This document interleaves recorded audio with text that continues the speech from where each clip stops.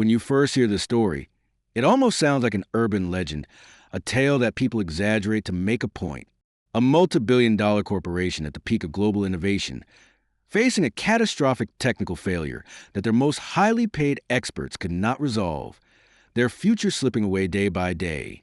And then, from the margins of society, a man who owned nothing but the clothes on his back, a man the world had discarded and mocked, walked into the picture and dared to say, "I can fix this." They laughed at him. They ridiculed him. They treated his presence as a joke. But the laughter didn't last long. Let's pause for a second and reflect. Why is it so hard for us to believe that genius can hide in unexpected places? Why do we automatically assume that wealth, status, and titles equal intelligence, while poverty equals failure? Isn't it possible that someone who's been broken by life still carries a mind sharper than steel, still remembers knowledge and skills that no corporation can buy? That's what this story forces us to confront. In today's video, we are not just talking about a homeless man fixing a machine. We're talking about pride, arrogance, and the invisible line society draws between who is worth listening to and who is not. We're talking about how billions of dollars, thousands of experts, and endless resources failed, while one man that nobody respected saw the solution hiding in plain sight. This is not just an engineering miracle. It's a human lesson that shakes our assumptions to the core. Now, some of you may be skeptical. Maybe you're thinking, come on, if billions were at stake, no company would ever let a homeless man even near their systems. And that skepticism is valid, because in most cases, you'd be right. Corporations protect their image, they protect their reputation, and they certainly don't hand billion-dollar projects to outsiders. But the beauty of this story lies in how the man didn't just stumble in, he earned his moment. His determination, his persistence, and his undeniable confidence in what he saw gave him the opening. He knew something no one else did, and he proved it. So as we dive into the story, here's what you'll discover. How arrogance blinded some of the brightest minds in the industry. How one forgotten engineer, beaten down by life, still carried brilliance that outshone entire teams of experts. The moment of humiliation when he was laughed out of the room, followed by the breathtaking silence when he turned mockery into awe. And finally, the deeper truth that talent, wisdom, and value can never be measured by appearances or bank accounts. If you've ever been underestimated, if you've ever felt invisible, if you've ever had people laugh in your face when you said, "I can do it," then this story is for you. Because once you hear it all, you'll never look at another human being the same way again. So let's begin right where the laughter started. Inside a gleaming corporate headquarters where billions of dollars were evaporating by the hour, and a desperate search for answers led to the most unlikely savior anyone could imagine. The headquarters of the corporation looked like something out of a science fiction film. Glass towers touched the clouds, polished marble floors reflected the lights above, and massive screens glowed with real-time data streaming from projects worth more than the GDP of some nations. This was not just a company. It was an empire of innovation, a name that governments relied upon, and an engine of progress for industries across the globe.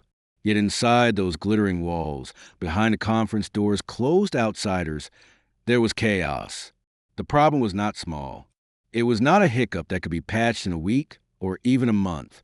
This was a catastrophic system failure that had already cost the company billions of dollars in downtime, lawsuits, and broken contracts.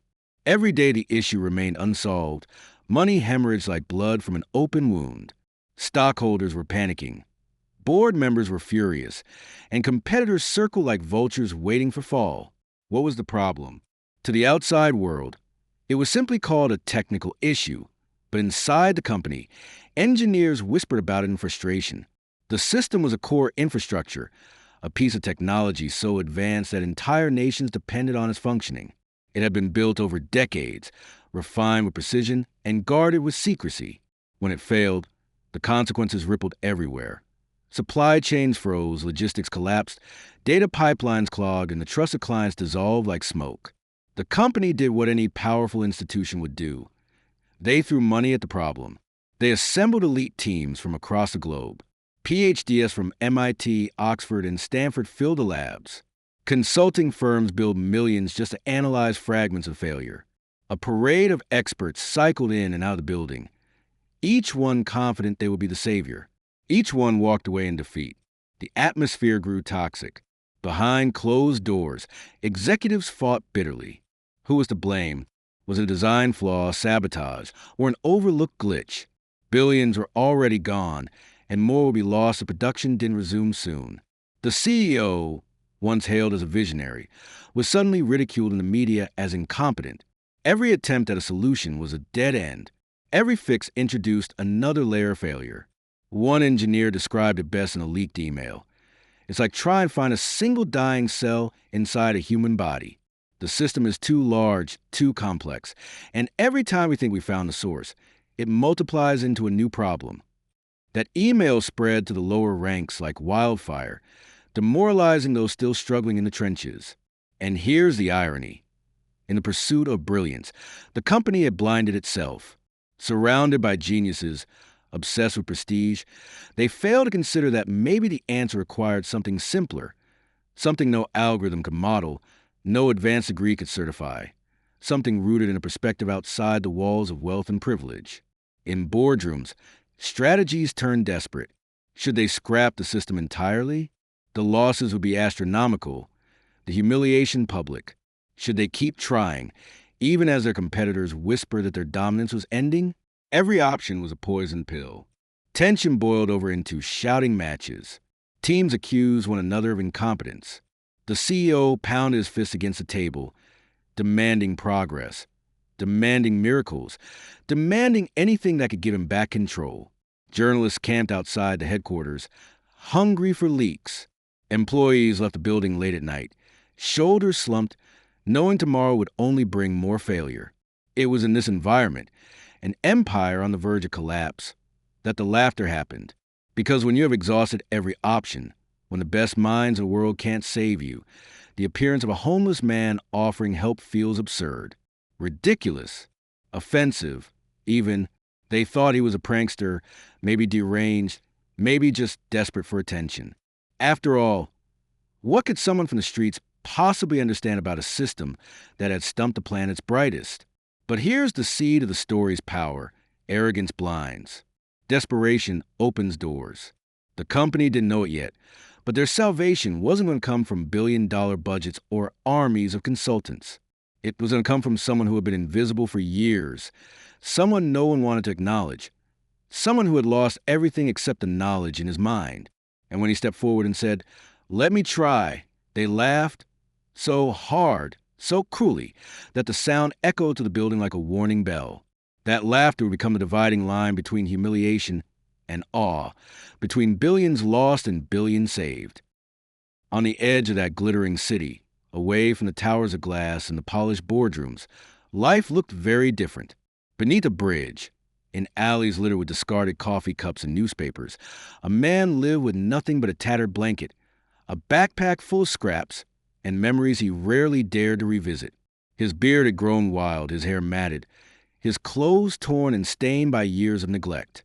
To the world passing by, he was just another homeless man, one more figure on the margins, invisible, nameless, ignored. But if anyone had bothered to look into his eyes, they might have seen something unexpected. Behind the weariness, behind the hunger and despair, there was sharpness. There was calculation. There was the restless mind of an engineer who had once stood at the cutting edge of the very industry that now ridiculed him. His name was David. A decade ago, David had walked the same marble floors where executives now panicked. He had worn the suit, the tie, the ID badge that granted access to restricted labs. He had been part of teams that designed systems too advanced for most people to even comprehend. His ideas had been written into patents. His diagrams circulated in confidential memos. His equations used a refined technology that the world took for granted. So what happened? How does a man go from respected engineer to homeless wanderer? The answer, like so many tragedies, wasn't simple. A mix of personal loss, corporate betrayal, and a spiral of bad luck had undone him. His wife passed away suddenly, leaving him broken. A merger of the company displaced him. His department dissolved, his contributions erased under new leadership eager to cut costs. Depression crept in, followed by addiction, followed by a slow unraveling of stability. By the time he tried to pick himself up, The world had already moved on. Society didn't see the engineer anymore. They only saw the man with dirt on his face and holes in his shoes. To strangers, he was someone to avoid. To security guards, he was someone to chase away. Yet through it all, David's mind kept working. He would sketch designs in the margins of discarded newspapers, solve equations on the backs of receipts, and mutter solutions to problems that no one had asked him to fix. And then, one cold morning, as he huddled near a cafe for warmth, he overheard two employees in pressed suits talking about the crisis at the corporation. They spoke in frustrated tones, describing failures, mentioning systems and subsystems that David knew like the back of his hand. His ears perked up. He leaned closer. Every word triggered memories of his past projects, of flaws he had once warned about, of vulnerabilities no one had taken seriously. By the time they finished their coffee and walked away, David's heart was pounding. He realized he knew exactly where the problem was. Not just a guess, not just a hunch. He could see the flaw as clearly as if it were highlighted in neon. And the longer he thought about it, the more certain he became. At first, he tried to dismiss it. Why bother? He thought. No one would listen to him. He was a ghost, a joke, a nobody. But the thought gnawed at him. Day after day, as newsstands carried headlines about the corporation's collapse, as televisions blared with updates about billions vanishing, David felt a fire building inside him. This wasn't just about the company. This was about dignity, about proving that he still mattered, that his mind was still sharp, still valuable. So he made a decision. He cleaned himself up as best as he could with water from a public restroom. He straightened his jacket, threadbare but intact. He gathered the courage that had been buried under years of humiliation, and he walked toward the headquarters that once celebrated him. Security stopped him at the entrance, of course. They sneered, told him to leave, accused him of loitering. But David refused to move. He explained who he was, what he knew. He demanded to speak to someone, anyone who understood the system. The guards laughed. Employees passing by whispered, shook their heads, even recorded him on their phones. To them, it was entertainment, a homeless man claiming he could fix what billions of dollars and armies of experts could not. But David stood firm. Hours passed. He endured the humiliation, the ridicule, the jeers. And then, almost by accident, fate intervened. A mid-level engineer recognized his name from an old patent, an old diagram buried deep in the archives. That recognition, faint but undeniable, was the crack in the wall. They escorted David inside, not because they believed him, but because they were desperate enough to try anything. And so, in a room where tension choked the air, surrounded by executives and specialists who had already failed, David finally spoke. His voice was steady, his words precise. He outlined the flaw, described the overlooked mechanism, and explained exactly how to fix it. At first, they scoffed. They rolled their eyes. They whispered among themselves. But then, as he drew diagrams with trembling hands, silence fell. His explanation wasn't madness. It was clarity. It was the missing piece they had been searching for. Of course, no one was ready to admit it yet. Pride still stood in the way. They gave him tools reluctantly, watching with smirks, waiting for him to embarrass himself. But David didn't care about their opinions anymore. He only cared about the truth he saw so clearly. And with each movement, each adjustment, each calculation, he brought that truth closer to life. They didn't know it yet, but the laughter was about to die. The room into which David was escorted didn't look like any repair shop. It looked more like a war room. Wall-sized displays flickered with streams of code, diagnostic charts, and endless red alerts. Engineers in crisp lab coats hovered over terminals, typing furiously, muttering jargon under their breath, tried to appear useful though everyone knew they were chasing ghosts. The air buzzed with a mix of anxiety and disdain. And into this theater of power and failure walked David, carrying nothing but his resolve. He didn't ask for a chair. He didn't even ask for water. Instead, he went straight to the main schematic on the screen and began tracing invisible lines with his finger, muttering calculations. His hand shook, not from uncertainty, but from years of malnutrition and cold nights, but his voice was sharp, precise. He pointed to subsystems, described their interactions, identified where the signals were being lost. At first, his audience didn't hide their contempt. One executive leaned over to another and whispered loud enough for half the room to hear. "We've gone from hiring the best to begging a street bum for miracles." A ripple of laughter followed. Some engineers rolled their eyes. Others smirked, already preparing to dismiss him. They wanted him to fail because his success would mean they had missed something obvious. Pride is the heaviest chain in any room of experts. But David ignored them. He asked for a set of diagnostic tools, a laptop, and access to the subsystem logs. The requests were met with hesitation, even mockery, but the mid-level engineer who had remembered his name convinced the others, "What do we have to lose? We've already lost billions." They handed him the laptop, expecting comedy. Instead, what they got was silence. David's fingers, though callous and trembling, flew across the keyboard with the speed of someone who had lived inside these systems for years. He bypassed layers of redundant checks, pulled up error reports, and cross-referenced them with archive logs in seconds. The engineers watched, first with smugness, then with surprise. How was this man, dressed in rags, navigating their systems faster than they could? Within minutes, he found a pattern, something so small, so subtle, that it had escaped entire teams.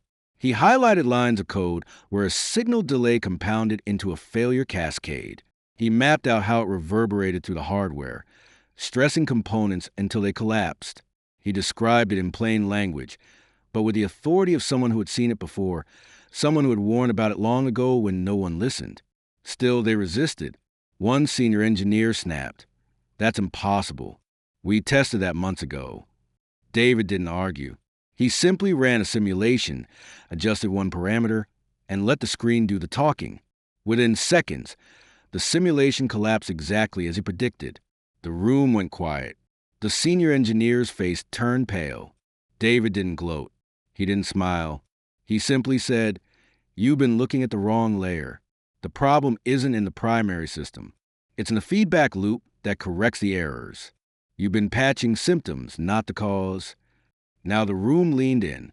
Executives who had been whispering snide remarks sat forward. Engineers who had doubted him began scribbling notes. The laughter was gone, replaced by an uncomfortable silence. But David wasn't finished. He rolled up his sleeves and asked for access to the hardware itself. That caused uproar. "Absolutely not," one executive barked. "We're not letting a vagrant touch billions of dollars worth of infrastructure." The CEO, however, stared at the screens, stared at the man who had just explained what none of his teams could, and with a deep sigh, he gave the order, "Let him." They escorted David into the lab. Rows of humming machines filled the space, blinking lights like restless eyes, servers stacked like towers of Babel. Technicians stood by, arms crossed, waiting for the spectacle of failure. David approached one core unit, placed his hand on it gently as though greeting an old friend, and closed his eyes for a moment. It wasn't superstition. It was memory. He had helped design its prototype years ago, before his name was erased from the company's history. He began making adjustments, slow but deliberate. He requested tools, basic ones, nothing exotic. A screwdriver, a multimeter, a few diagnostic cables. The technicians exchanged confused glances. This was child's play compared to the arsenal of advanced equipment they had been deploying for months. But David wasn't chasing complexity. He was following simplicity. With each connection he tested, with each wire he traced, his theory solidified. He explained as he worked. The issue wasn't that the system was too advanced to fix. It was that it was too advanced for its own good. Automated error correction protocols were fighting each other, creating an endless loop of micro-failures. The more the system tried to correct itself, the more it destabilized, like a man trying to balance on a tightrope, by overcorrecting every step until he finally falls. And then came the pivotal moment. David identified a single misaligned component, something so small it looked trivial, a sensor calibration off by a fraction, compounded over time until it triggered massive breakdowns.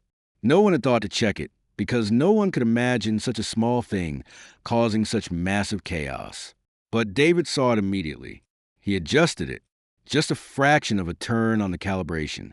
A motion so small, so unremarkable, that those watching felt insulted. Is that it? One engineer muttered. But then the hum of the machine shifted. The red alerts on the monitors began to fade. Systems that had been locked in failure cascades suddenly stabilized. The graphs on the screen smoothed out, errors dropping like dominoes. The room fell silent. Everyone stared, frozen, as the impossible unfolded before their eyes. David stepped back, wiped the sweat from his forehead, and whispered, "It's done." The laughter that had mocked him hours earlier was gone, replaced by a silence so heavy it seemed to press against the walls. The homeless man had walked in with nothing. Now, standing amidst billions of dollars worth of technology, he was the only one who had delivered what the world's brightest minds could not. And though no one said out loud, every person in that room knew the truth. They had laughed at him, and now they would never laugh again. The lab was quiet that evening, quieter than it had been in months. Most of the official teams had clocked out, their eyes red from staring at screens that gave them nothing but failure reports. But one workstation glowed with intensity. It wasn't just the monitors. It was a man standing before them, the homeless engineer, still in the same worn clothes, but now surrounded by layers of data, schematics, and wires. At first, the staff left behind kept their distance. They whispered in corners, watching with skepticism, waiting for the inevitable moment he would embarrass himself. But slowly, hour by hour, the whispers faded into silence because he didn't fumble. He didn't hesitate. He moved through the data like a surgeon cutting into flesh with precision. He didn't drown in complexity. He navigated it. He didn't start with the giant frameworks that had consumed the corporation's brightest minds. Instead, he stripped the system down to its bones. He ignored the bloated diagnostic protocols and bypassed the high-level overviews executives love to obsess over. He dove into the raw code, the hardware linkages, the overlooked redundancies. His approach wasn't polished. It was raw, almost brutal, but it was effective. The first breakthrough came at 2:13 a.m. A cluster of sensors, dismissed by previous teams as irrelevant noise, showed a recurring pattern. He froze, his eyes narrowing. To anyone else, it was just static. To him, it was a rhythm. It was a kind of subtle pattern you only notice if you spent years working with faulty machines, coaxing them back to life with limited resources. He scribbled notes furiously, his handwriting jagged but legible. "This isn't noise," he muttered to himself. "This is a signal, distorted, buried, but deliberate." One of the junior engineers, a woman who had lingered behind out of curiosity, leaned closer. "What do you mean?" she asked cautiously. He didn't look up. "It's not a system failure. It's a feedback loop. Something small, something almost invisible, is multiplying itself across the architecture. Everyone else has been treating it as background interference. But it's not. It's the heartbeat of the problem." The realization sent a chill down her spine. For months, her seniors had dismissed these anomalies as meaningless. Yet here was this man, this outsider, recognizing their significance within hours. By dawn, the homeless engineer had mapped the spread of the corruption. It was elegant in its destructiveness, like a crack spreading through glass, each fragment creating more fractures. He traced it back to a single overlooked module, a component considered too minor to warrant inspection. When he pointed it out, one of the senior engineers nearly laughed again. That's just a legacy module. It's harmless. We've replaced it a dozen times." He turned slowly, his voice calm but unyielding. "You replaced the part. You never replaced the code embedded in it. That code is poisoning your system from the inside." The room went silent. The arrogance in the senior engineer's smirk dissolved. Suddenly, the impossible didn't seem so impossible anymore. But finding the cause was only half the battle. Fixing it meant rewriting entire sections of architecture, patching live systems, and recalibrating machinery worth billions, all while under the unblinking eyes of executives who doubted his every move. One wrong adjustment could cascade into catastrophic collapse. Yet he didn't flinch. For days, he lived in that lab, surviving on vending machine snacks and endless coffee provided by staff who had gone from skeptics to silent supporters. He worked with a kind of patience that only comes from having nothing left to lose. Every keystroke was deliberate, every calculation measured. The turning point came on the fourth day. They initiated a trial runner's patch. The machines, dormant for months, groaned back to life. Warning alarms blared at first, threatening to drown them in failure again. But then, gradually, the lights on the monitors shifted. Red indicators turned amber. Amber flickered into green. A hush swept the room. Screens that screamed error for so long now displayed something almost forgotten: stability. No one cheered. No one dared. They just stared wide-eyed, as if afraid a single breath might shatter the fragile miracle unfolding before them. The homeless engineer leaned back, exhaustion etched deep into his face, but his eyes burned with quiet triumph. "It's not fixed yet," he said softly, "but it's breathing again. That's enough for now." Word spread to the company like wildfire. Executives who had mocked him were suddenly flooding into the lab, crowding around monitors, demanding explanations. Reporters outside caught wind of the development, their questions growing louder, sharper. Was it true? Had an unknown outsider succeeded where the world's best had failed? The CEO stormed in, disbelief written across his face. He looked at the screens, at the data stabilizing, at the machines humming like they hadn't in months. He turned to the homeless man, his voice dripping with reluctant respect and suspicion. How did you do this?" The man's answer was simple, almost cruel in its clarity. "You were all looking for brilliance. I was looking for truth. Machines don't care about prestige, about money, about reputations. They just tell you what they're feeling. You refuse to listen."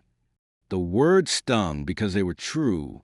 For all their wealth and resources, the company had been deaf to the whispers of its own creation. It took someone outside the system, someone discarded by it, to hear those whispers. By the end of that week, the corporation had a choice: dismiss him as a fluke or accept that their savior was a man they had once laughed out of building. And as the data rolled in, as billions in potential losses evaporated overnight, they realized the truth was unavoidable. The homeless engineer had not just solved their problem, he had exposed their blindness. The first press leak came like a spark in dry grass. A single anonymous employee whispered to a journalist. It wasn't the official team. It was an outsider, a homeless man. At first, no one believed it. The idea was absurd, laughable even. Headlines ran with skepticism. $1 billion crisis solved by a homeless stranger? Likely a hoax. But then more details surfaced. Photos leaked of him hunched over the terminals. Schematics scrawled on scraps of paper. A short video clip emerged showing the moment the system roared back to life. His tired figure standing in the glow of green status lights while stunned engineers looked on. Within 48 hours, the story had gone viral. Every major news outlet was covering it. Talk shows debated whether it was real or a carefully orchestrated stunt. Social media exploded with hashtags. Hashtag homeless hero. Hashtag engineer from the streets. Hashtag truth over money. For the public, it was irresistible. A man discarded by society had succeeded where billionaires and elites had failed. It was the perfect David and Goliath narrative, the kind of story that cuts across politics, cultures, and classes. Strangers flooded online forums sharing their own experiences of being underestimated, of being ignored because of appearance or status. He became a symbol, not just of genius, but resilience, of the injustice of a world that wastes talent while worshiping wealth. Inside the corporation, panic spread. They had tried to keep him invisible, to minimize his involvement. Now, the world demanded answers. Cameras swarmed the headquarters. Politicians gave statements, praising the man they had never met. Stock prices, once tumbling, shot upward, but the company's leadership knew this was no simple victory. They were no longer in control of the narrative.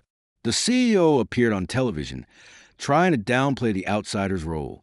He called it a collaborative effort, crediting the breakthrough to our teams working tirelessly with external support.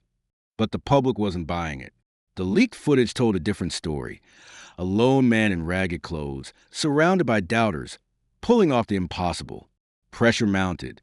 Reporters camped outside his makeshift shelter, shoving microphones at him. He barely spoke. Cameras captured him sleeping on a thin mattress, his hands still ink-stained from diagrams. When asked how it felt to be hailed as a savior, his reply was quiet, almost painful. "I never asked to be your story. I just fixed what was broken." But silence didn't stop the machine of media. Documentaries were pitched overnight. Publishers called with book deals. Politicians wanted him as a poster child for reform. The irony was staggering.